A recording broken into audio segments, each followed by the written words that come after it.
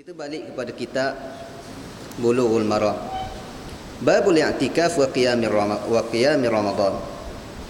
Bisanadil muttasili ila al-Imam Ibn Hajar rahimahullahu ta'ala wa bihi qala an Abi Hurairah radhiyallahu anhu anna Rasulullah sallallahu alaihi wasallam qala Man qama Ramadana imanan wa ihtisaban ghufira lahu ma taqaddama min dhanbihi. Abu Hurairah radhiyallahu anhu menceritakan bahawa Rasulullah sallallahu alaihi wasallam pernah bersabda, barang siapa yang melakukan qiyam Ramadan kerana iman dan mengharapkan redha Allah Taala dan pahalanya, nescaya akan diampuni dosa-dosanya yang telah terdahulu. Hadis Bukhari dan Muslim. Tuan-tuan, hadis ni boleh katakan semua kita hafal berlaku. Sebab kita pergi tazkirah, boleh katakan tiap-tiap malam ustaz dok baca hadis ni seumur dah. Man qama Ramadan, man qama Ramadan. Ini sebahagian daripada kelebihan menghidupkan Ramadan, iaitu dijanjikan keampunan oleh Allah Subhanahu wa taala. Tetapi yang dijanjikan keampunan dengan dua syarat. Syarat yang pertama, dawafi' kepada amalan kita ataupun faktor yang mendorong kita buat amalan imanan, berdasarkan kepada keimanan. Bukan kerana terpaksa, bukan kerana itu, bukan kerana ini, tapi didorong oleh keimanan. Dan juga ihtisaban, kerana kita mengharapkan Allah Subhanahu wa taala. Daripada sini kalimah ihtisab. Ihtisab daripada kalimah hasiba. Hasiba yahsabu. Bila masuk hamzah sin ta, hasiba ihtasaba, tambah hamzah dengan ta, makna ihtisab. Ihtisab ni kita mengharapkan pahala, mengharapkan balasan daripada Allah Ta'ala. Daripada sini ulama menyatakan bahawa tidak salah kita beramal kerana nak pahala. Walaupun sebahagian ahli sufi dia kata tak. Dia kata sebahagian ahli sufi dia kata kita beramal kerana kita hamba. Jangan kita beramal kerana pahala. Kita beramal kerana itu perintah Allah, kita hamba, kita buat je. Kalau niat nak pahala tu tak sempurna lagi, tu satu pandangan. Tetapi kita lihat di sini kalimah ihtisab menunjukkan bahawa apabila kita mengharap pahala pun dijanjikan keampunan oleh Allah Subhanahu wa taala. Mengharapkan pahala, ganjaran, balasan daripada Allah Subhanahu wa taala. Wa an Aisyah radhiyallahu anha qalat kana Rasulullah sallallahu alaihi wasallam idza dakhala al-ashr ay al-ashr al-akhir min Ramadan shadda mi'zarah wa ahya laylah wa ayqadha ahlah, muttafaqun alaih. Aisyah radhiyallahu anha menceritakan bahawa Rasulullah sallallahu alaihi wasallam apabila Ramadan mulai masuk hari 10 terakhir, maka baginda mengencangkan ikat pinggangnya, iaitu menjauhi isteri-isterinya, menghidupkan malam-malam harinya dengan qiyam dan membangunkan semua keluarganya. Hadis muttafaqun alaih. Satu perbahasan mustalah hadis. Kana Rasulullah sallallahu alaihi wasallam idza dakhala al-ashr ay al-ashr al-akhir min Ramadan. Tu kita buat kurungan sikit. Itu bukan kenyataan daripada Sayyidatina Aisyah. Itu syarahan daripada perawi di bawah pada beliau. Apabila masuknya 10 apa? 10 yang terakhir di bulan Ramadan. Ni syarahan yang dibuat oleh perawi. Istilah ini dinamakan apa?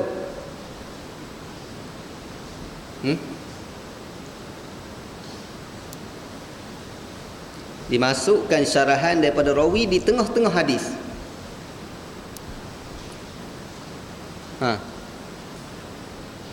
Dinamakan mudraj. Di mudraj. Mana hadis dia kana Rasulullah sallallahu alaihi wasallam idza dakhala al-ashru shadda mi'zarah. Idza dakhala al-ashru ay al-ashru al-akhir min Ramadan. Ni syarahan kepada al-ashru tu. Itu dinamakan mudraj. Macam hadis yang contoh yang paling masyhur yang dibawa oleh oleh ulama-ulama tentang hadis mudraj ini, wa kana yatahannatsu fi, cerita tentang Nabi berada dalam Gua Hira. Wa kana yatahannatsu fi ai at-ta'abbud. Apa makna yatahannath? Ai at-ta'abbud. Wa huwa at-ta'abbud, iaitu penambahan daripada perawi di tengah-tengah hadis bagi menerangkan apakah maksud kalimah di dalam hadis tersebut. Itu ai al-ashrul akhir min Ramadan dinamakan mudraj, bukan daripada kenyataan Sayyidatina Aisyah radhiyallahu anha. Sebab itulah kalau kita tengok riwayat-riwayat, kadang-kadang dia tak ada terus. Idza daqala al-ashru shadda mi'zarah. Ni sikap Nabi SAW ataupun amalan-amalan kebiasaan Nabi apabila 10 bulan masuk 10 malam yang terakhir di bulan Ramadan. Inilah amalan Nabi, 10 yang terakhir. Sebagaimana yang kita tahu bila sebut kana yadullu ala ad-dawam, kebiasaan Nabi, tu. Kemudian yang pertama disebut hadis ni syadda mi'zar. Syadda, apa makna syadda? Ikat kain. Ikat kain ini para ulama mempunyai dua tafsiran. 10 malam yang terakhir ikat kain. Penafsiran yang pertama, bila ikat kain ni nampak apa? Sungguh dalam kita nak buat ibadat. Kalau tak ikat, buat lebih-lebih kurang, telocok, nampak tak bersungguh. Bila ikat sungguh-sungguh, maknanya nak buat ibadat sungguh-sungguh lah. Ibarat kalau kita nak buat kerja-kerja yang berat, contoh, mestilah kita berpakaian kemas. Tak boleh buat lebih-lebih kurang tak. Mesti pakaian kita kemas. Tu makna kemaskan pakaian tu, maknanya nak menunjukkan bersungguh Nabi di dalam buat ibadat. Itu penafsiran yang pertama di kalangan ulama. Penafsiran yang kedua, syadda mi'zar, ikat kain ni kinayah daripada tidak melakukan persetubuhan dengan isteri. 10 Ramadan yang terakhir, 10 hari yang terakhir di bulan Ramadan, Nabi meninggalkan isteri dia, iaitu tidak bersama dengan isteri dia. Itu penafsiran yang kedua, syadda mi'zar. Sebab itulah diterjemah di sini dalam terjemahan yang ada pada saya, menjauhi isterinya, iaitu tidak menjimakkan isterinya, tidak menyetubuhi isteri. Ini salah satu daripada penafsiran. Jadi boleh kita tambah penafsiran yang kedua, syadda mi'zar makna bersungguh-sungguh, ikat kain maknanya bersungguh-sungguh, dan menghidupkan waktu malam, dan Nabi menggerakkan keluarga. Ini menunjukkan bahawa seorang ketua keluarga, dia tidak hanya untuk diri dia sahaja, dia perlu juga membimbing keluarga dia ke arah yang diredai oleh Allah Subhanahu wa taala. Jangan dia jadi tok imam masjid tetapi bini dia tudung pun tak tahu mana hala. Dia serban tak tinggal atas kepala, bini tudung pun tak ada. Kecuali hak sis lah. Sis kata tudung tak wajib. Hak tu tak boleh buat kira. Iaitu geng-geng hak yang bercanggah dengan ijma'. Wa anha anna an-nabiy sallallahu alaihi wasallam kana ya'takifu al-'ashra al-awakhir min Ramadan hatta tawaffahu Allah, thumma i'takafa azwajuhu min ba'di, muttafaqun alaih. Daripadanya Aisyah radhiyallahu anha menceritakan bahawa Nabi sallallahu alaihi wasallam selalu melakukan iktikaf di hari-hari 10 terakhir bulan Ramadan. Nabi selalu beriktikaf di 10 akhir bulan Ramadan sampai baginda wafat, dan sudah itu kebiasaan ini dilanjutkan oleh isteri-isteri baginda. Ini di antara amalan Nabi 10 akhir Ramadan, Nabi beriktikaf sepanjang 10 akhir bulan Ramadan. Dan amalan tersebut diteruskan oleh isteri-isteri baginda sallallahu alaihi wasallam. Ini kelebihan beriktikaf di bulan Ramadan, terutamanya di 10 yang akhir. Wa anha qalat kana Rasulullah sallallahu alaihi wasallam idza arada an ya'takifa shalla al-fajr thumma dakhala mu'takafah, muttafaqun alaih. Daripada Aisyah radhiyallahu anha, menceritakan bahawa Nabi SAW bila hendak melakukan iktikaf, terlebih dahulu solat subuh, kemudian baru memasuki tempat iktikafnya. Hadis Bukhari dan Muslim. Jadi berkaitan dengan hadis ini, para ulama ada perbahasan. Tengok dari segi zahir, Nabi mula iktikaf bila? Lepas sembahyang subuh. Lepas sembahyang subuh baru mula iktikaf. Jadi dari hadis ini, dari segi zahirnya dipegang oleh Imam Al-Auza'i. Imam Al-Auza'i, Imam Sufyan Al-Thawri, dua tokoh mujtahid ini berpandangan waktu permulaan bagi iktikaf di awal pagi. Maknanya kalau nak start iktikaf mesti kena awal pagi berdasarkan hadis ni.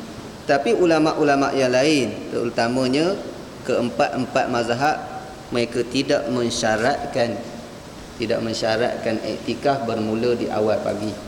Bahkan mereka mengatakan kalaulah seorang beriktikaf, bernazar, ingin beriktikaf 10 malam yang terakhir, mesti dimula waktu terbenamnya matahari.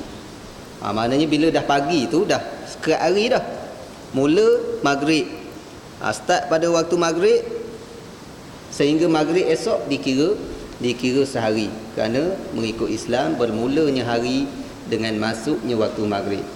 Start maghrib, maghrib tu dah ada di masjid dah, sampai maghrib esok baru cukup sehari. Sebab itulah kalau kita nak iktikaf sehari, memang kena buat begitu.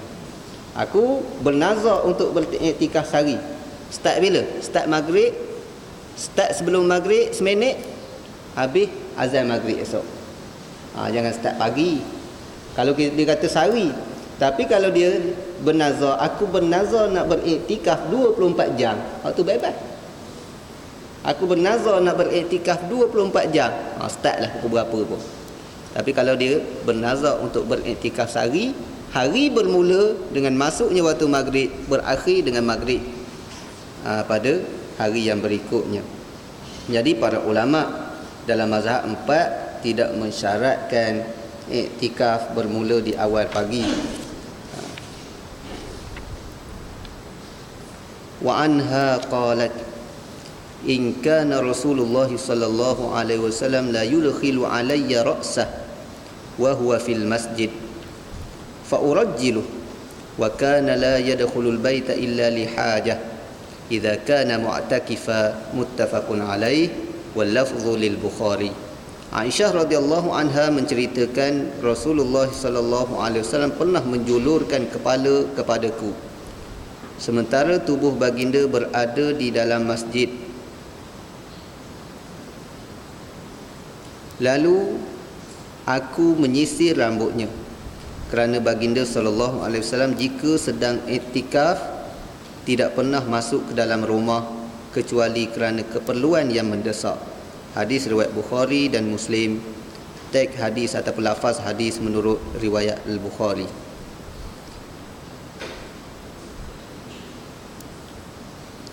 Hadis ini saya nak dari sudut perbahasan bahasa lah sikit. In kana Rasulullah la yudkhilu. In la yudkhilu. In di sini in apa?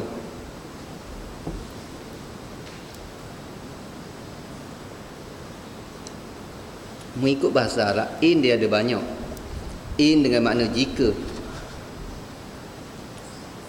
In dengan makna jika, itu dinamakan isyarat.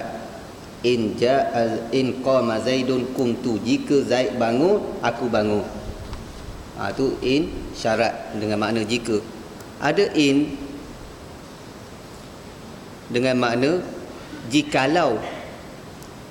Wa in kana fasika, walaupun, dengan makna walaupun. Wa in walaupun, ada juga dengan makna walaupun. In di sini dengan makna sesungguhnya, di mana dengan yang berasal daripada kalimah inna sesungguhnya, tetapi di sini in sahaja. Mukhaffafah minas tsaqilah, dinamakan mukhaffafah minas tsaqilah li taukid, untuk menguatkan ayat. Inna jadi in. Apa dalil dia mukhaffafah minas saqilah? Kerana adanya lam pada khabar dia. In kana Rasulullah sallallahu alaihi wasallam la yudkhilu, ada lam. Bila ada lam di sini menunjukkan bahawa in di sini bererti sesungguhnya. Sesungguhnya Rasulullah sallallahu alaihi wasallam biasa masuk. Ni in. Lam pula, nama lam apa? Lam di sini dinamakan lam al-muzahlaqah. Biasanya lam ibtida' berada di awal kalimah, tetapi oleh kerana dia tidak boleh berhimpun di antara dua taukid pada satu tempat. In dah menunjukkan taukid, lam dah menunjukkan taukid. Jadi oleh kerana ini dah oleh kerana dia dah ada in, jadi in ini dia menolak sehingga dia tergelincir duduk di akhir. Muzahlaq mana dia tergelincir, lam yang tergelincir. Contohnya Muhammadun qaimun, inna Muhammadan qaimun. Okey, ataupun kalau kita nak buat taukid, la Muhammadun qaimun, boleh kita buat ayat inna Muhammadan qaimun ataupun la Muhammadun qaimun. Sesungguhnya Muhammad itu berdiri. Tapi kita nak masuk dua-dua in dengan lam, boleh, tapi lam tu kita kena tolak kita ke akhir. Inna Muhammadan laqaimun. Bila lam ditolak ke akhir dinamakan muzahlaqah, tergelincir. In lebih kuat pada dia, in menolak lam sehingga dia tergelincir lepas ke belakang. Ni lam dinamakan lam muzahlaqah. Sedikit perbahasan dari segi lugah. Tengok ramai ustaz depan ni. Kita bahas sikit kaitan dengan lugah. Jadi hadis ini apa pengajaran dia? Pengajaran dia yang pertama bahawa kalau seorang yang beriktikaf keluar sebahagian daripada tubuh dia daripada masjid, tak keluar semua, tidak batal lagi iktikaf. Macam Nabi buat, Nabi olor kepala ke bilik Aisyah.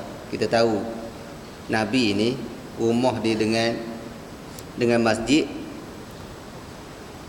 bercantum dengan masjid. Keluar masjid masuk rumah, keluar rumah masuk masjid. Dari masjid ke rumah satu dinding. Keluar masjid masuk rumah, keluar rumah masuk masjid. Jadi bila Nabi iktikaf, Nabi olor je kepala. Olor kepala masuk dalam bilik Sayyidatina Aisyah. Sayyidatina Aisyah sikat rambut Nabi. Kepala sahaja keluar masjid, jadi badan tak keluar masjid, itu tidak membatalkan iktikaf. Ini di antara pengajaran daripada hadis ni. Dan pengajaran yang kedua, orang yang beriktikaf tidak boleh keluar daripada masjid melainkan ada hajat yang tidak dapat dielakkan. Keperluan sungguh. Hajat di sini apa dia? Ditafsirkan oleh ulama, yang paling utama adalah kencing dan berak. Takkan nak berak dalam masjid. Kencing dan berak itu tidak membatalkan iktikaf, walaupun ditakdirkan tandas jauh daripada masjid. Tandas jauh.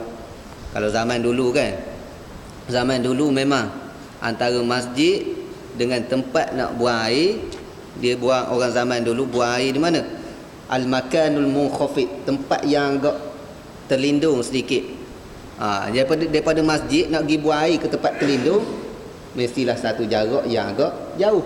Tetapi oleh kerana dia nak iktikaf, tengah iktikaf, nak berak, takkan berak dalam masjid, mengotorkan masjid. Bila keadaan begitu, takkan dia nak, orang yang nak iktikaf ni takkan batal begitu saja iktikaf dia. Niat dia nak beriktikaf 10 hari yang terakhir. Jadi dia keluar dengan keperluan yang seumpama itu, dengan hajat yang seumpama itu, jadi tidak membatalkan iktikaf. Walaupun katakan dia pada hari itu cirit 10 kali pergi berak, tak batal lagi iktikaf. Cirit ke kencing banyak kali ke tidak batal iktikaf, kerana itu dikatakan hajah.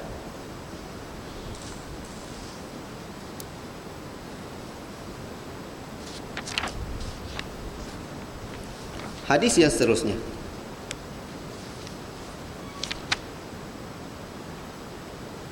wa anha qalat as-sunnatu 'ala al-mu'takifi alla ya'uda marida wa la yashhada jinazatan. Jenazah kita dah jumpa dah dulu, sama ada jinazah ataupun janazah, boleh berlaku di sudut bahasa. Wa la yamassa imra'atan wa la yubashshiraha wa la yakhruja li hajatin illa lima la budda min wa la i'tikafa illa bi shaum wa la i'tikafa illa fi masjid jami'. Rawahu Abu Daud wa la ba'sa bi rijalih illa anna rajiha waqfu akhirih. Aisyah radhiyallahu anha menceritakan bahawa tuntutan ataupun sunnah yang dianjurkan bagi orang yang iktikaf ialah jangan menziarahi orang yang sakit. Yang lebih tepat, tidak menziarahi. La di sini la nafi. Bahawa dia tidak menziarahi orang sakit dan tidak melawat orang jenazah, tidak menyentuh isteri dan tidak menggaulinya, tidak boleh keluar daripada masjid untuk suatu keperluan kecuali urusan yang tidak dapat dielakkan. Tidak sah melakukan iktikaf kecuali dengan puasa dan tidak sah iktikaf kecuali di dalam masjid jami'. Hadis riwayat Abu Daud. Semua perawinya tidak ada yang cacat, namun bahagian terakhirnya menurut pendapat yang rajih berpredikat mauquf, iaitu hadis yang mauquf. Wa an Ibn Abbas radhiyallahu anhuma anna an-nabiy sallallahu alaihi wasallam qala laisa 'alal mu'takifi siyamun illa an yaj'alahu 'ala nafsihi. Rawahu ad-Daraqutni wal Hakim wal rajih waqfu aidan. Ibn Abbas radhiyallahu anhuma menceritakan bahawa Nabi sallallahu alaihi wasallam bersabda, tidak diwajibkan bagi orang yang beriktikaf melakukan puasa. Iaitu tidak disyarat, tidak diwajibkan, kecuali bila yang bersangkutan mengharuskan puasa ke atas dirinya. Ataupun lebih tepat kita timah, kecuali orang yang mewajibkan ke atas dirinya, iaitu bernazar. Maksud kenyataan Ibn Abbas ini tak wajib puasa ketika iktikaf kecuali orang yang bernazar untuk beriktikaf dalam keadaan puasa. Okey tuan-tuan, sedikit berkaitan dengan mustalah hadis. Hadis yang pertama tadi riwayat Abu Daud, rijal dia la ba'sa bih. La ba'sa ni tak apa, maknanya tidak ada kecacatan. Maknanya perawi yang boleh diterima. Tetapi pendapat yang rajih mengatakan waqfu akhirih, wakaf ataupun mauquf di akhir hadis ni. Yang mana di akhir wala i'tikaf illa bisawm. Ni. Jadi hadis ni kita bahagikan kedua. Yang pertama as-sunnah sampai ma la budda minhu. Bila para sahabat menyatakan as-sunnah, tak kira lah siapa, sama ada isteri Rasulullah ataupun bukan isteri, menunjukkan itu adalah walaupun kenyataan mauquf tetapi hukum dia hukum marfu'. Dia menceritakan apa yang dilakukan oleh Nabi SAW, iaitu sunnah Nabi, bukan sunnah orang lain ni. Aisyah kata sunnah Nabi ketika orang yang ketika beriktikaf dia tak perlu lagi menziarahi orang sakit. Mana kalau dia ziarah batal iktikaf. Tak perlu di sini, bukan jangan, mana tak perlu. Bila iktikaf ziarah orang sakit batal iktikaf. Bila iktikaf pergi melawat jenazah batal iktikaf. Begitulah juga menggauli isteri, sama ada menggauli dengan syahwat ataupun dengan melakukan persetubuhan sungguh. Sebab itu kedua-duanya membatalkan iktikaf. Mengikut pendapat mazhab Hanafi dan Hambali menyatakan bahawa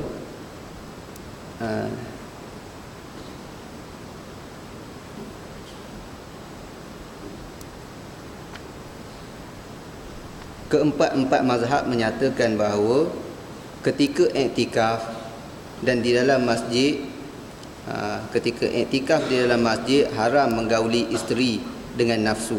Maknanya menyentuh dalam keadaan berseronok dengan isteri, hukumnya haram sepakat di kalangan ulama. Tapi jumhur ulama menyatakan tak batal lagi iktikaf selagi tidak keluar mani.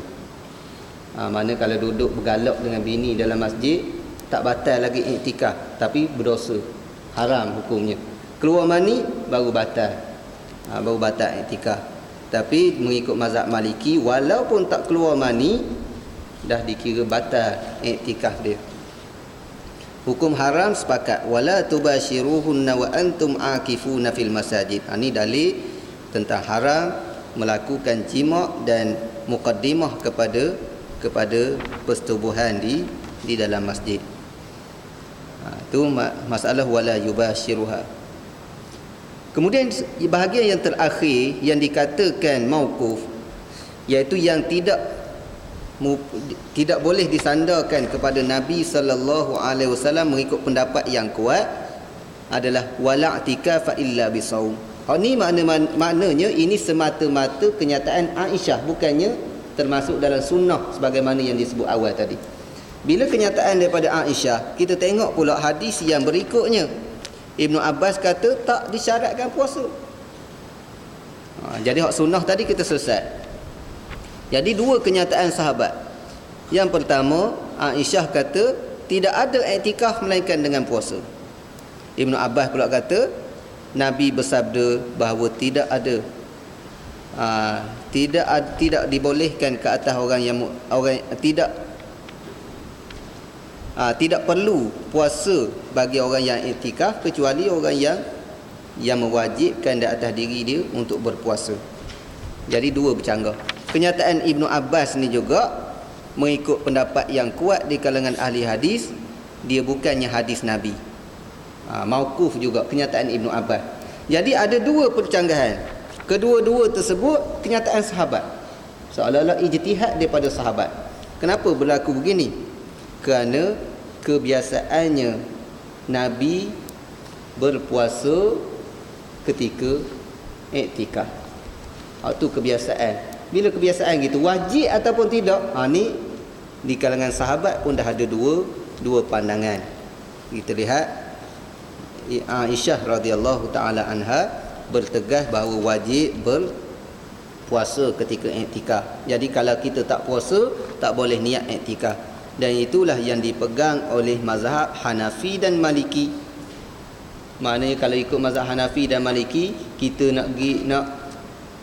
kita datang dengan kuliah antara maghrib dengan isyak, antara lepas isyak duduk sejam setengah di dalam masjid ni, tak boleh iktikaf. Sebab apa? Kita tak puasa.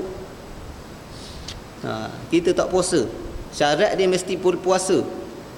Puasa kalau malam saja datang masjid, tak jadi puasa. Apatah lagi kalau mengikut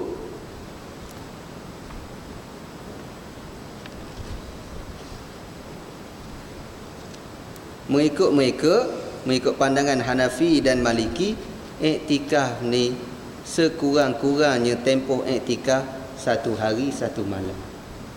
Jadi kalau sejam 2 jam waktu tak jadi iktikaf. Mengikut mereka 1 hari 1 malam paling kurang dinamakan iktikaf. Kalau tidak dinamakan iktikaf.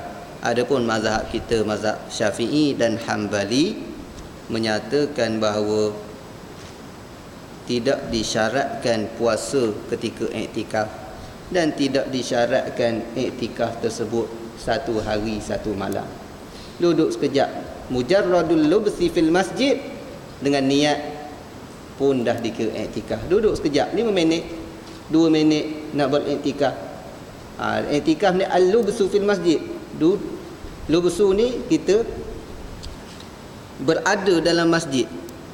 Tu dikira iktikaf. Tak semestinya duduk. Berdiri pun boleh iktikaf.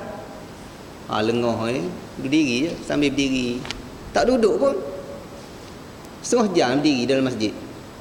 Tu dah dikira iktikaf. Mengikut mazhab kita, bab iktikaf ni paling ringan. Nak cari pahala iktikaf mengikut mazhab Syafi'i dan Hambali, tak payah puasa dan tak payah sehari semalam. Berapa lama yang kita ada duduk dalam masjid, boleh kita niat iktikaf. Kemudian yang seterusnya, kita lihat kenyataan daripada Sayyidatina Aisyah, wala i'tikafa illa fi masjidin jami'. Fi masjidin jami'. Tidak boleh iktikaf kecuali di masjid jami'. Masjid yang didirikan jemaah ataupun didirikan Jumaat. Pertama sekali, ulama sepakat mengatakan bahawa iktikaf di masjid. Itu sepakat ulama. Masjid, syarat masjid untuk iktikaf, itu sepakat ulama. Maknanya kalau kita buat di rumah kita, rumah kita bilik untuk semayang, itu bukan masjid, bilik untuk semayang, tak boleh kita nak iktikaf. Tapi saya pernah dengar ada seorang ustaz mengajar, dia kata asalkan tempat khusus untuk kita semayang tu dia boleh iktikaf. Dia ambil daripada mana, wallahu alam. Saya kalau bercanggah dengan mazhab 4, lepas tu tak dengar pula hujah nas daripada hadis pada mana-mana yang kita boleh rasa sejuk hati dengar, kita nak terima pun payah. Dia kata hatta tempat yang kita khususkan untuk semayang, kalau rumah kita di mana kawasan ni kita tempat khusus kita semayang, hak tu pun boleh iktikaf. Itu wallahu alam lah. Saya tak jumpa lagi pendapat yang macam tu, walaupun saya pernah dengar sendiri dengan telinga saya seorang ustaz berfatwa begitu. Dia ambil daripada fatwa mana pun dia tak sebut. Dia tak ada sebut ni kenyataan fatwa di sini ulama ni, dia tak sebut. Dan dia pun juga tak sebut daripada kitab mana. Tapi dalam syarahan-syarahan dia kata asalkan tempat di mana kita khususkan untuk semayang, tu wallahu alam. Kalau ada pendapat yang tu, ada hujah-hujah tu, boleh apa, maklum saya, kita kongsi sama-sama. Tapi apa yang saya tahu, mesti di masjid. Adakah disyaratkan masjid jami'? Masjid jami' ni masjid yang dilakukan sembahyang Jumaat. Dalam masalah tu ada khilaf di kalangan ulama. Di kalangan ulama sama ada mesti masjid jami' ataupun tidak jami', ada khilaf. Mazhab kita, mazhab Syafi'i juga menyatakan memadai masjid saja walaupun tak jami'. Masjid yang dah diwakafkan untuk masjid, buat dia niat untuk buat masjid, dan walaupun tidak dilakukan sembahyang Jumaat di situ, juga dibolehkan kita iktikaf. Jadi saya nak isytihar, Darul Fikri ni kita niat daripada awal lagi buat di sini, buat masjid. Tapi banyak orang bertikai, ustaz, buat sembahyang Jumaat ke? Masjid tidak semestinya buat sembahyang Jumaat. Masjid bila kita niat wakaf dan tempat tersebut khusus untuk kita ibadat, kita namakan dia masjid. Dan bila namakan masjid daripada awal lagi, kita boleh iktikaf, tak jadi masalah. Ikut mazhab kita, mazhab Syafi'i, tidak disyaratkan. Adapun mengikut mazhab Hanafi dan Hambali, mesti mereka mensyaratkan masjid tersebut masjid jami'. Tapi di Malaysia, kalau di Mesir banyak ada masjid jami'. Masjid biasalah, hak semayang 5 waktu. Tapi masjid jami' hak ada semayang Jumaat. Tapi di Malaysia ni pelik, ada musalla yang semayang Jumaat, surau yang dilakukan semayang Jumaat. Kalau ikut istilah ulama fiqh, surau yang dilakukan semayang Jumaat tu dah nama masjid jami' dah. Taraf dia lebih tinggi pada masjid biasa. Tetapi mungkinlah disebabkan kalau naik taraf masjid, pihak-pihak tertentu kena bayar gaji ke tok imam. Jadi dikekalkan nama musalla, nama surau. Bila kekal nama surau, jadi pihak tertentu tak payah bayar gaji. Betul tak? Ke ada musalla, jadi imam surau dapat gaji? Tak dapat tak? Jadi kalau imam masjid dapat gaji, dapat allowance. Jadi sebab itulah kadang-kadang mungkin itu, ayat berlapik tu, mungkin itu sebab musalla tidak dinaikkan taraf menjadi masjid. Tapi dari segi hukum fiqh, bila dilakukan sembahyang jemaat, dia dah dikira masjid jami'. Apatah lagi pihak yang berkuasa membenarkan buat sembahyang jemaat, dah dikira masjid jami'.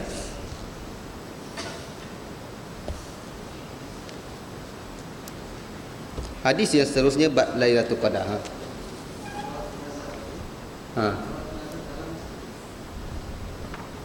Melawat jenazah maknanya kita pergi ke tempat jenazah di luar masjid. Kalau jenazah dah ada dalam masjid tu, tak keluar masjid, tak timbul masalah. Maknanya kita pergi satu tempat. Cuma kadang-kadang ada suasana yang kita wajib kita membatalkan iktikaf kita. Contoh, ayah sakit, kita iktikaf. Wajib kita ziarah ayah sakit, ayah kita yang sakit. Jangan dia buat keras kepala, aku lagi tak habis Ramadan ni masjid. Iktikaf sunat. Kita menghormati ayah kita, kita jaga kesihatan orang tua kita, itu suatu tanggungjawab, termasuk dalam birrul walidain, buat baik kepada kedua ibu bapa. Bini sakit, tak boleh iktikaf ni, ibadat. Tu orang yang tak tahu hukum. Dia tahu hukum, hak tu lagi wajib. Tanggungjawab dia tentang kesihatan isteri, kesihatan anak-anak gitu gini. Tu tanggungjawab dia. Bahkan dia kata, kalaulah dia ni sebagai pegawai kerajaan yang mesti masuk pejabat pada waktu-waktu tertentu, pukul 8 sehingga pukul 5 petang, wajib mesti masuk dalam pejabat. Tiba-tiba dia berkerah, aku iktikaf 10 hari terakhir ni tak boleh pergi pejabat. Dia tak tahu bila dia ambil gaji daripada kerja dia, satu tanggungjawab dia masuk pejabat. Hak tu wajib. Cikgu, dia kena pergi sekolah. Jangan dia berkata, aku iktikaf ni. Ibadat dengan kerja mana lebih penting? Ibadat dan kerja mana lebih penting? Kita tanya pula, hak sunat dengan kewajipan mana lebih penting? Tanggungjawab kita, hak mana hak wajib, hak mana hak sunat. Tidak ada amalan yang sunat yang boleh mengatasi amalan yang wajib. Sebab itulah dalam kita nak buat ibadat, kita kena tahu tanggungjawab. Kalau kita keluar berdakwah ke, kita buat ibadat-ibadat yang mana-mana ibadat yang sunat ke, sehingga kita mengabaikan kewajipan yang lain, itu satu tindakan yang tidak betul mengikut agama. Bab Lailatul Qadar kita habiskan pada malam ni. Wa an Ibn Umar radhiyallahu anhuma anna rijalan min ashabin Nabi sallallahu alaihi wasallam uru Lailatul Qadri fil manam في السبع الأواخر فقال رسول الله صلى الله عليه وسلم أرى رؤياكم قد تواطأت في السبع الأواخر فمن كان متحريها فليتحرها في السبع الأواخر متفق عليه.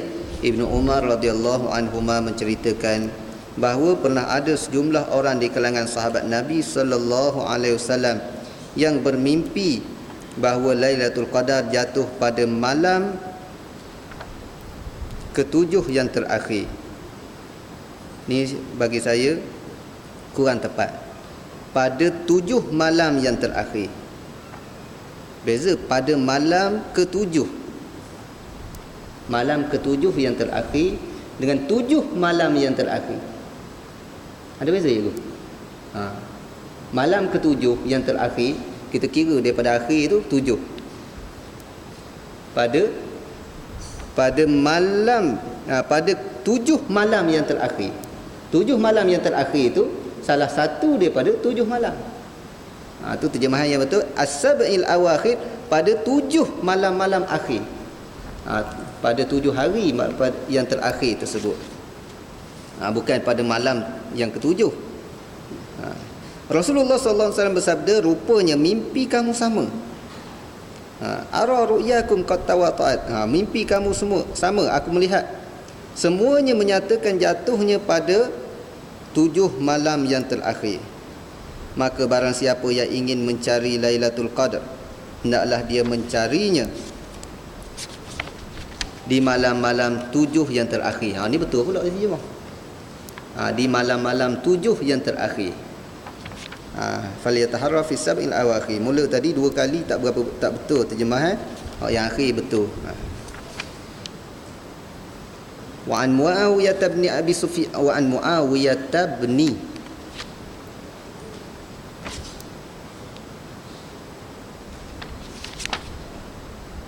Wa an Muawiyah bin Abi Sufyan. Kalau buat Muawiyah benar tak berapa betul sebab dia majrur. Dia badal kepada Muawiyah. Muawiyah majrur dan alamat jar dia kasrah sebab dia mamnu' min as-sarf.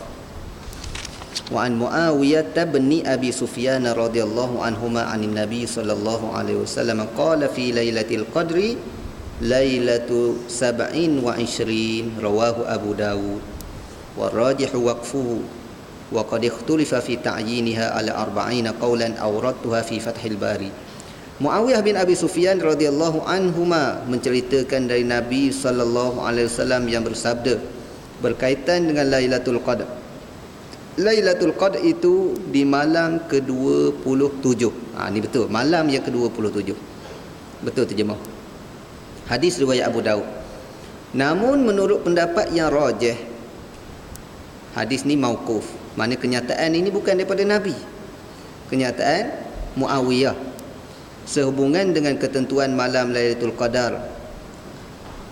Malam-malam Lailah tu malam dah. Ketentuan Lailatul Qadar ini masih dipersisihkan oleh 40 pendapat. Semuanya ku sebutkan di dalam kitab Fathul Bari Syarah Sahih Bukhari. Tuan-tuan, depan kita ada 2 hadis. Hadis Ibnu Umar dengan hadis Muawiyah. Hadis Muawiyah jelas sebut 27, malam 27. Tapi kenyataan ini dipertikaikan bahawa dia daripada Nabi. Yang tepatnya ini kenyataan Muawiyah. Kenyataan Muawiyah tak confirm juga. Kita tak boleh nak confirm juga pada malam berapa. Jadi 27 tu kenyataan Muawiyah bin Abi Sufyan. Yang hadis tadi sebut 7 malam yang terakhir. Ada hadis yang lain kata 10 malam yang terakhir. Fi tasi'atin tabqa, fi sabi'atin tabqa, fi khamisatin tabqa. Banyaklah hadis-hadis sehingga Imam Ibn Hajar kata dalam Fathul Bari aku sebut ada 40 pandangan ulama dalam bab menentukan malam Lailatul Qadar. Saya pernah baca, tapi tadi tak sempat saya nak semak. Saya pernah baca, seingat saya apa yang disebut di antaranya malam Lailatul Qadar ni ada juga pendapat ulama yang kata sepanjang tahun, tak semestinya Ramadan. Ada ulama kata Lailatul Qadar ni hanya pada zaman Nabi saja, kemudian diangkat oleh Allah Ta'ala. Habis zaman Nabi tak ada dah zaman kita. Ada ulama kata hanya sekali saja Lailatul Qadar, iaitu pada ketika turunnya Al-Quran, inna anzalnahu fi lailatul qadar. Lepas pada tu tak ada dah Lailatul Qadar. Ada hak kata malam 23, ada hak kata malam 27. Hak tu pendapat-pendapat yang biasa kita dengar. Saya sebut tadi pendapat-pendapat hak yang luar biasa. Hak bukan Ramadan pun ada. Tetapi yang kuatnya sebagaimana yang kita lihat dalam hadis yang jelas riwayat Bukhari dan Muslim daripada Ibnu Umar radhiyallahu anhuma, Nabi suruh pada malam-malam akhir Ramadan. Itu yang paling kuat, malam-malam akhir. Dan bahkan kebanyakan ulama menyatakan antara malam akhir tersebut yang kuatnya malam 27. Ada juga ulama yang berdasarkan kepada pengalaman dia buat satu syair tentang menentukan malam Lailatul Qadar ni. Kalau bermula Ramadan pada hari Rabu, Lailatul Qadar pada hari sekian. Kalau mula Ramadan pada hari Khamis, Lailatul Qadar pada hari sekian. Kalau mula, dia ada sipir-sipir dia. Saya tak ingat sipir-sipir ni banyak dalam kitab-kitab fiqh sebut. Mula Ramadan pada malam ni, mula Ramadan pada malam ni. Tapi kebanyakan ulama menyatakan bahawa apa rahsia Allah Subhanahu wa taala rahsiakan. Kenapa Allah Taala rahsiakan malam Lailatul Qadar ni? Hikmahnya supaya kita buat ibadat sepanjang masa. Kalau kita tahu confirm malam 27, relaxlah dulu.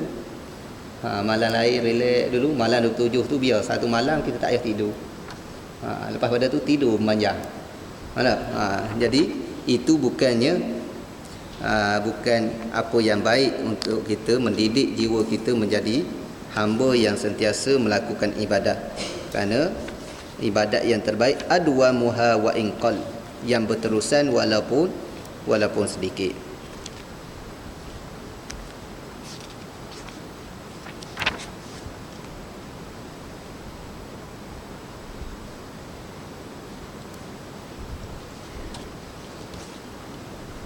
Hadis seterusnya.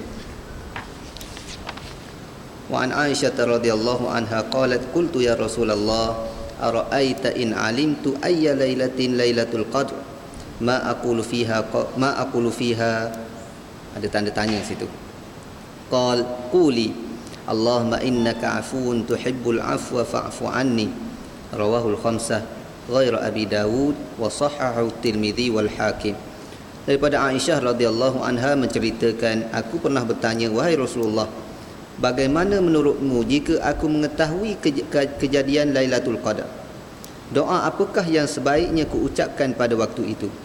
Baginda sallallahu alaihi wasallam menjawab, ucapkanlah olehmu, Allahumma innaka afuun tuhibbul afwa fa'fu anni. Ya Allah, sesungguhnya engkau Maha Pengampun, lagi suka menghapuskan, iaitu mengampunkan. Ampunkanlah, maka maafkanlah daku. Hadis riwayat khamsah selain Abu Daud. Khamsah ni apa dia?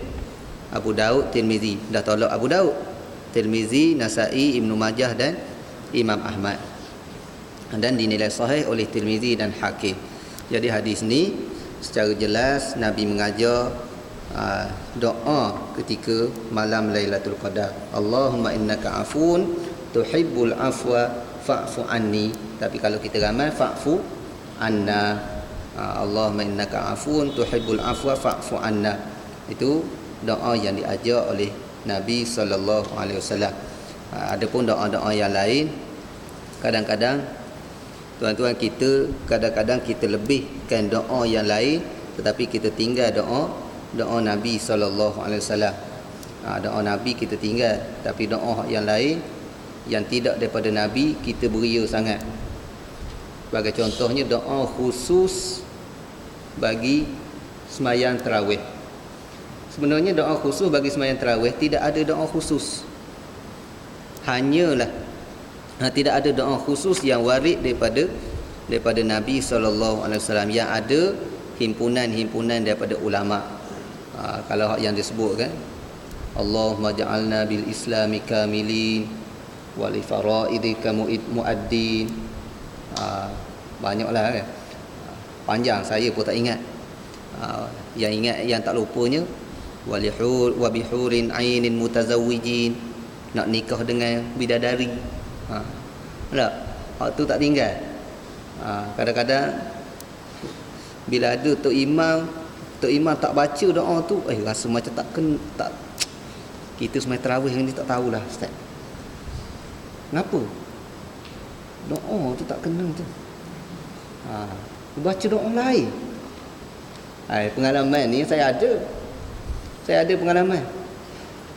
Orang tu bagi tahu, ustaz, kenapa anak murid ustaz ni baca doa lain, baca doa biasa je. Masalah doa itu bukannya doa yang wajib. Doa tu pula bukannya doa yang warid daripada Nabi. Jadi kalau kita baca doa lain pun selain daripada doa tu tidak timbul masalah. Tapi doa yang pada malam Lailatul Qadar, Allahumma innaka afuun tuhibbul afwa fa'fu anni.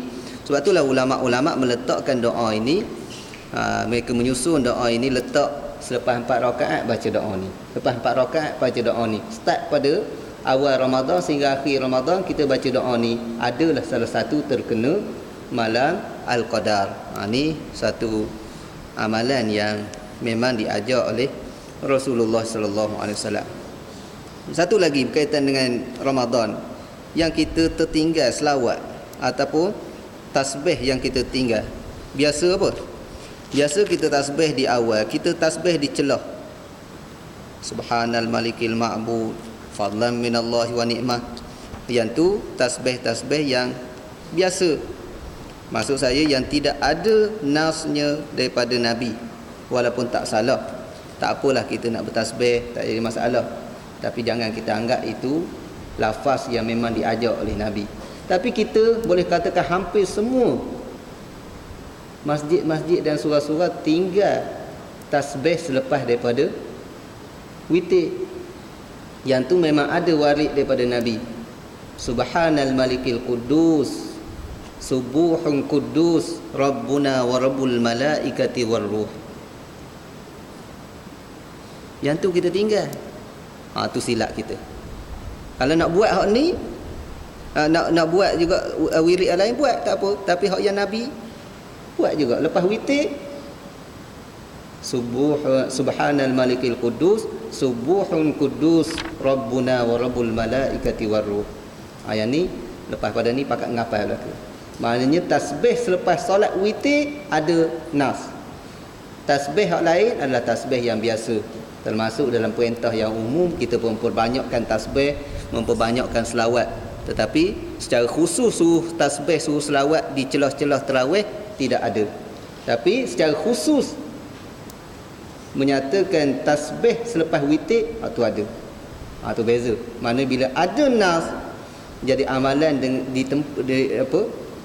amalan dengan ketika ada nas yang khusus lebih utama daripada kita mengamalkan amalan yang merupakan perintah secara umum. Tasbih, selawat secara umum kita letak di celah tarawih. Itu adalah perintah yang umum. Tapi tasbih selepas daripada witir ada nas yang khusus, itu lebih utama lagi untuk kita amalkan.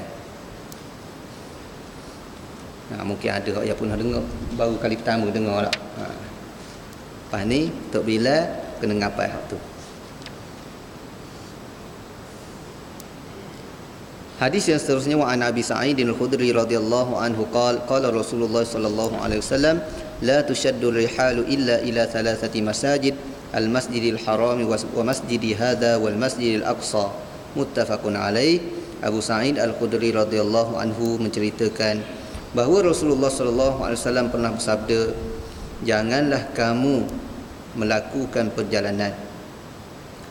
Di sini diterjemahkan melakukan perjalanan. Tapi saya lebih cenderung dengan kita terjemah, janganlah kamu bersungguh-sungguh melakukan perjalanan. Maknanya jadi tempat tumpuan utama kita untuk kita musafir, kecuali untuk berkunjung ke tiga masjid, iaitu Masjidil Haram, Masjidku dan Masjidil Aqsa. Hadis riwayat Bukhari dan Muslim. Muslimin dan muslimat sekalian, hadis ini secara umumnya menceritakan tentang kelebihan tiga masjid ni. Tiga masjid ni mempunyai kelebihan yang tidak ada pada masjid yang lain. Bahkan kalau kita bernazar untuk beriktikaf di masjid salah satu daripada tiga ni, tidak akan tertunai nazar kita kecuali di masjid yang lebih afdal daripadanya. Nazar nak beriktikaf di Masjid Aqsa, boleh kita beriktikaf Masjid Aqsa, Masjid Nabi dan Masjid Haram. Nazar nak beriktikaf di Masjid Nabi, hanya Masjid Nabi dan Masjid Haram saja tertunai nazar kita. Nazar nak beriktikaf di Masjid Haram tak boleh tertunai kecuali Masjid Haram saja. Nazar nak beriktikaf di Masjid Sri Damai, boleh nak iktikaf di mana-mana. Nazar nak beriktikaf di Masjid Masjid Terapung, Masjid Putrajaya, boleh pada Masjid Al-Fatah saja. Dah tertunai nazar kita. Jadi masjid-masjid yang lain sama kedudukan dia di dalam ibadat secara umum. Walaupun di sana kita lihat pula ada kelebihan-kelebihan disebabkan faktor-faktor yang lain. Apa faktor yang lain? Disebabkan jemaah yang ramai, macam-macam lah. Berkaitan dengan hadis ni, ada kekeliruan. Setengah-setengah pendapat kata ini menunjukkan la tushaddur rihal, tak boleh kita nak bermusafir kecuali tiga masjid ni. Jadi orang nak pergi ziarah ke masjid itu, masjid ini hukumnya haram kecuali 3 ni saja. Ni setengah pendapat ulama. Di antaranya Imam Qadhi Iyad, Imam Abu Muhammad Juwaini mengatakan bahawa tak boleh, haram bermusafir kecuali pada ketiga masjid ni saja. Dan pendapat inilah disokong kuat oleh Imam San'ani, pengarang Subul Salam, sehingga Imam San'ani mengatakan bahawa jumhur ulama menyatakan tak haram kita nak musafir selain daripada 3 ni. Tapi Imam San'ani kata dalil jumhur tak kuat. Dia kata dalil jumhur tak kuat. Dan mereka mengatakan jumhur ulama mentakwilkan dengan takwilan yang jauh.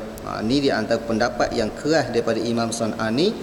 Dan di pendapat ini juga Imam Syaukani cenderung kepada pendapat yang sama. Maknanya kalau nak musafir boleh pergi ke 3 masjid ni saja. Selain pada 3 masjid ni jangan pergi. Nak pergi melawat Masjid Putrajaya, hukumnya haram. Nak pergi melawat Masjid Azhar, hukumnya haram. Nak pergi melawat masjid mana sekalipun, hukumnya haram. Sebab itulah tuan-tuan, kalau orang yang berpegang dengan pendapat yang ni, di antaranya sebahagian besar Salafi kata tak boleh nak musafir untuk ziarah tempat-tempat yang bersejarah. Inilah dalil. Tempat-tempat bersejarah, Gua Hira tak boleh, itu tak boleh, itu tak boleh. Dia kata inilah Nabi tak bagi musafir kecuali 3 tempat ni saja. Tapi itu pendapat segelintir ulama sahaja. Segelintir ulama, jumhur, majoriti ulama menyatakan bahawa 3 yang dimaksudkan di sini iaitu kita khusus untuk melakukan ibadat. 3 ni maknanya kita tumpu untuk nak melakukan ibadat. Kalau niat nak buat ibadat sungguh, 3 ni. Tempat lain bukan tak boleh pergi, sebagai nak ambil pengajaran, nak tengok sejarah, boleh, tapi bukan untuk ibadat. Nak pergi ziarah Gua Hira, Gua Hira tu nak kenal sejarah Nabi macam mana. Bukan kita anggap Gua Hira ni tempat ibadat. Tak. Kalau kita menganggap Gua Hira tu tempat wajib kita buat ibadat, mesti kita buat ibadat, hal tu baru salah. Kita nak pergi tempat yang bersejarah ke apa sekali tempat yang kita nak pergi, itu bukanlah tempat khusus untuk ibadat. Tempat yang memang patut kita pilih untuk melakukan ibadat 3 tempat ni. Itu pendapat jumhur ulama, kebanyakan ulama di dalam memahami hadis ni. Bukan kata selain pada 3 ni tak boleh pergi. Tapi sehingga sekarang pendapat Imam San'ani ni masih ramai lagi orang yang berpegang dengan pendapat ini. Bahkan ada tokoh yang mengarang bab tentang hadis ni, bahawa haramnya, dikarang satu kitab betul tentang haramnya pergi ke tempat yang lain kecuali bermusafir ke tempat yang lain kecuali ke 3 masjid ni. Tuan-tuan boleh search dalam Google tentang kitab yang khusus bab ni. Saya tak nak sebutlah siapa nama pengarang dia. Tuan-tuan, dalam masalah ni memang jumhur ulama kata tidak jadi masalah. Cuma 3 ni tempat khusus untuk ibadat. Wallahu a'lam. Jadi ada satu soalan, bila oleh kerana kita dah lalu kaitan dengan puasa, habis dah bab puasa, habis dah bab Ramadan, soalan berkaitan dengan hadis bahawa Nabi SAW tidak sembahyang lebih daripada 11 rakaat sama ada bulan Ramadan ataupun lain-lain Ramadan.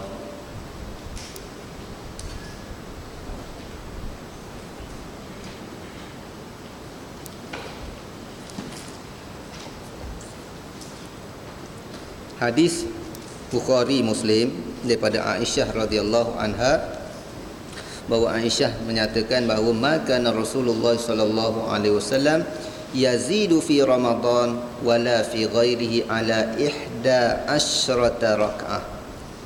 Tidaklah Rasulullah sallallahu alaihi wasallam menambah lebih dari bulan Ramadan dan di bulan yang lain lebih daripada 11 rakaat. Hadis Bukhari Muslim. Mana Ramadan ke bulan bukan Ramadan, Nabi sembahyang malam tak lebih 11 rakaat. Sebab itulah ditafsirkan oleh setengah-setengah ulama mengatakan sebelah ni 8 tarawih, 3 witir. Lebih pada 8 bid'ah. Lebih pada 8 bid'ah, lebih pada 8 bid'ah. Ada setengah harap yang ekstrim tuan-tuan. Berlaku sungguh ni. Bila habis 8 dia perambat orang keluar. Perambat orang keluar. Ni dicerita sendiri oleh guru saya Syekh Usamah Rifai. Dia kata berlaku sungguh. Lebih 8 perambat orang keluar. Kerana itu bid'ah. Kullu bid'atin dhalalah wa kullu dhalalatin finnar. Ni siapa sambung lagi, mana ni ahli neraka lah ni. Tuan-tuan, masalah yang dalam memahami hadis ni, sebenarnya para ulama dicermat dalam memahami hadis ni. Hadis ni memang kita tak nafikan kesahihan je. Nabi tak tambah di bulan Ramadan dan bulan yang lain lebih daripada 11 rakaat. Tetapi hadis ni umum, tidak cerita semayang apa. Tidak cerita semayang apa. Sebab itulah jumhur ulama menyatakan 11 rakaat ini adalah witir. 11 rakaat yang Nabi buat ni tak lebih daripada 11 rakaat adalah witir. Bulan Ramadan ataupun bukan bulan Ramadan. Kenapa para ulama mentafsirkan amalan ini dengan witir? Kerana di sana terlalu banyak hadis-hadis yang menceritakan bahawa sahabat melakukan sembahyang tarawih 20 rakaat. 20 rakaat. Di antaranya apa yang dilakukan oleh Sayyidina Umar Al-Khattab radhiyallahu taala anhu di zaman pemerintahan beliau. Beliau melantik Ubay bin Ka'ab jadi imam, bawa sembahyang 20 rakaat secara beramai-ramai berjemaah. Ni imam besar zaman Sayyidina Umar, Ubay bin Ka'ab. 20 rakaat. Dan hadis ini dipertikaikan oleh setengah ulama, segelintir ulama saja mempertikaikan, tetapi kebanyakan ulama, di antaranya Imam Nawawi rahimahullahu taala, Imam Az-Zailai dan lain-lain lagi, mengatakan hadis ini hadis yang sahih. Dan amalan dan apa yang dilakukan oleh Sayyidina Umar ni di hadapan sahabat-sahabat yang begitu ramai. Zaman Sayyidina Umar, sahabat memang majoriti masih hidup lagi. Sebab apa katakan majoriti masih hidup? Kerana Sayyidina Umar memerintah zaman bila? Tahun berapa? 2 tahun lebih selepas Rasulullah wafat. Kerana pemerintahan Abu Bakar tak lebih pada 2 tahun, tidak sampai 3 tahun. Abu Bakar merintah 2 tahun lebih saja. Jadi lepas pada tu Sayyidina Umar. Jadi lepas daripada 2 tahun Rasulullah wafat, kita ambil basi sikitlah, 3-4 tahun lepas Rasulullah wafat, sahabat-sahabat boleh kita katakan majoriti masih ada lagi. Ramai ada lagi. Maknanya bukannya tinggal seorang dua sahabat tak. Bila ramai begitu, Sayyidina Umar buat sembahyang jemaah 20 rakaat diimamkan oleh Ubay bin Ka'ab. Seorang pun tak petikai. Ini menunjukkan amalan tersebut merupakan amalan sunnah. Amalan sunnah, tak jadi masalah. Dan amalan ini dilakukan bermula pada zaman tersebut, turun-temurun sampai sekarang. Sehingga zaman sekarang pun di Mekah masih mengamalkan 20 rakaat lagi. 20 rakaat turun-temurun. Hak ni tak boleh nak, boleh katakan macam sanad lah, bersambung sama daripada zaman Sayyidina Umar sampai sekarang buat 20 rakaat. Dan juga diriwayatkan juga bahawa zaman Sayyidina Umar buat 23 rakaat. 3 tersebut adalah witir, 20 tarawih, 3 witir. Kemudian di zaman Umar bin Abdul Aziz, ahli Madinah menambah lagi bilangan sembahyang tarawih sehingga jadi 36 rakaat. Kenapa 36? Apa makna tarawih? Tarawih ni jamak daripada tarwihah. Tarwihah makna rehat. Lepas sembahyang 4, rehat dulu. Ahli Mekah lepas 4 rakaat dia tawaf. tawaf 7 pusingan, tambah lagi 4 rakaat, tawaf 7 pusingan. Jadi ahli Madinah ni dia kata orang Mekah boleh tawaf. Jadi kita memang tak boleh tawaf. Tawaf satu tempat je di dunia. Jadi kita orang Mekah boleh tawaf. Jadi kita tampung tempoh tawaf tersebut, kerana tawaf ni Nabi sebut dalam satu hadis bimanzilatis solah. Kedudukan dia macam semayang. Kena wudu dan seumpamanya, kecuali beberapa perkara yang beza itu kita dah bincang dulu. Jadi sembahyang yang boleh hampir-hampir menyamai kelebihan tawaf. Jadi ulama ahli-ahli Madinah tambah setiap 4 rakaat waktu rehat tu tambah 4. Berapa kali? 4 kita berhenti sekali, 8 berhenti sekali, 12, 16, 4 kali 4 kali 4 16, 20 campur 16 36. Di zaman Khalifah Umar bin Abdul Aziz, mereka semayang 36 rakaat, tak termasuk witir. Daripada hujah-hujah tadilah, keempat-empat mazhab menyatakan bahawa semayang tarawih 20 rakaat.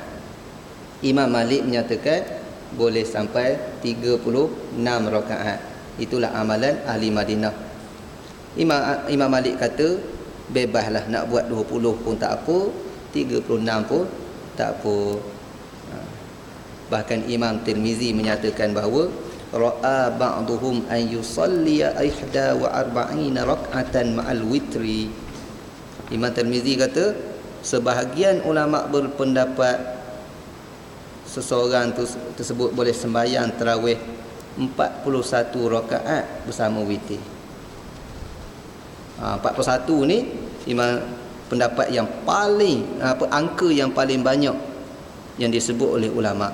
Tapi dalam masalah ni sebenarnya ulama secara kesimpulannya, ulama menyatakan bahawa tidak perlu kita hadkan bilangan sembahyang sunat. Maknanya kalau kita kurang sikit pun tak apa, lebih sikit pun tak apa. Maknanya tak semestinya 20 tu, oleh kerana itulah amalan sahabat-sahabat 20. Jadi kita peganglah dengan 20. Tapi kalau nak buat lebih pun, dah buat 20 tapi ada lagi jemaah lain buat, rasa nak ikut pula tarawih juga, tak apa, tarawih jugalah, buatlah sampai berapa sekalipun, tidak timbul masalah. Kerana dia antara sembahyang yang memang tidak dikhususkan kepada bilangan rakaat secara khusus. Maknanya tak semestinya buat begitu baru sah. Kalau sembahyang subuh 2 rakaat, lebih tak boleh, kurang tak boleh. Tapi sembahyang tarawih tak begitu. Dia tak ada terlebih, tak ada kurang. Kalau ditakdirkan kita sembahyang 2 rakaat je tarawih, ustaz macam mana ustaz? Ni banyak orang tanya. Ustaz, saya dan 6 rakaat je sembahyang tarawih. Balik ke rumah tak dan, saya nak tambah 2 lagi. Tak dapat 8. Sia-sia ke sembahyang saya ustaz? Sebab sembahyang tarawih ni paling kurang 4, paling kurang 8. Dak. Berapa kita buat, hak tu yang kita dapat. Nak buat 8 ke, nak buat 20 ke, nak buat berapa ke, tidak jadi masalah. Semua tu ada hujah, ada sunnah belaka. Bahkan silaplah kalau kita kata tak boleh buat lebih daripada 8. Tak boleh buat lebih daripada 8, itu pendapat di luar daripada pendapat mazhab yang 4. Tapi kalau kita nak buat 8, tak apa. Kita buat 8, tapi jangan kita kata tak boleh buat lebih pada 8. Sebab itulah kadang-kadang bila orang mengaji hadis lebih-lebih kurang, mengaji baca sikit-sikit hadis, bila dia tengok ni buat 20, mula dia pandang serong. Woi, tu ahli bid'ah tu. Darul Fikri buat 20. Darul Fikri tak boleh pakai. Ahli bid'ah. Tuan-tuan, bukan, jangan senang, jangan kita terlalu mudah nama bid'ah orang. Kerana amalan Sayyidina Umar di hadapan sahabat tidak petikai ke Sayyidina Umar. Apatah lagi Nabi pun nak sebut, alaikum bisunnati wa sunnatil khulafa'ir rasyidin. Nabi suruh kita pegang dengan sunnah khulafa' rasyidin. Apa pun sembahyang tarawih hanyalah sunat saja. Jadi yang bodohnya kita bala. Nak buat, tak nak buat pun tak wajib pun. Tapi tidak dapat kelebihan. Itu sedikit berkaitan dengan bilangan sembahyang tarawih, kerana ada hadis yang menyatakan Nabi tak sembahyang lebih daripada 11 rakaat, dan kita fahamkan hadis, kita boleh faham hadis tersebut mengikut tafsiran ulama yang muktabar, bukan mengikut kepala kita ataupun mengikut pendapat yang bercanggah daripada pendapat kebanyakan ulama. Wallahu alam. Assalamualaikum warahmatullahi. Insya-Allah kita akan datang, kita sambung bab haji pula.